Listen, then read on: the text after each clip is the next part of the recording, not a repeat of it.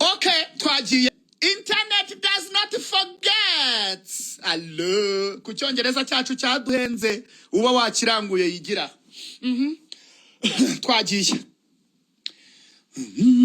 Urashoboye mwami Yesu ndabizi, urashoboye mana ntacyakunanira, urashoboye mwami Yesu ndabizi, urashoboye mana ntacyakunanira, urashoboye mwami Yesu ndabizi, urashoboye mwami ntacyakunanira, urashoboye mwami Yesu ndabizi, urashoboye mana ntacyakunanira, urashoboye naye madayimoni uzayakubita hasi mana y'abashinyaguzi. Abanyarwanda bamwe na bamwe barashinyagura agufasha umuntu bakirukanka na kamera.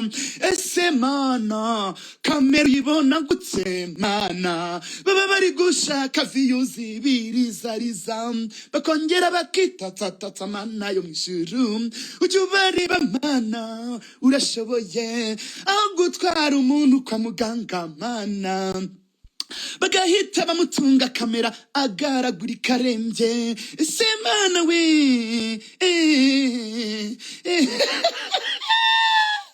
ese mana we bobo ibabayeho byabashimisha yubambariza ko kabezo kuko jewe ntago mbazi, jewe ntago mbazi sinshaka no kubamenya.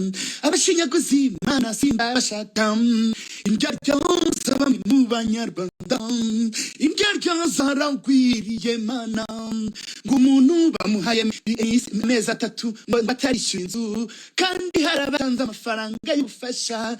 Ese mana ayo mafaranga ntiyabaye ubwo bufasha agahera hagira iki ntakora nko kwishyura inzu, ibyo kurya n'imiti no kumuvuza bakongera ngo ntaramuroze. Ese mana bambarize bimwe nande ku buryo ayo marozi bayabona.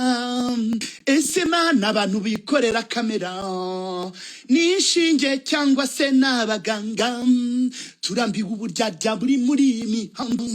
Ngiyo mbabwiye mbaburi mana yanjye tubareba ariko ntari binzajya nza mbaha ibyabo mu gihe cyabo nimbona gatsa nza ubundi nigendere jewe ndi umunyamihanda ndi umuyobozi w'imihanda nkabyaga mwabyemera beresha murashye mbamba n'ibiri kubera mu mihanda nyoboye.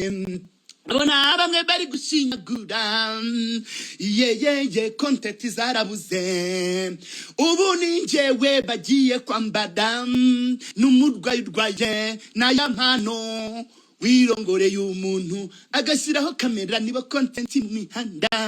Reka dukomeze abashubanje bishime kuko mbayeho kugira ngo mbanezeze nkababwiza ukuri babaye akababara ntawe ntahiriwe ariko nsigaje indi nkuru ngiye kubaranguza mana nyemerera nyitambutse. Hallelujah.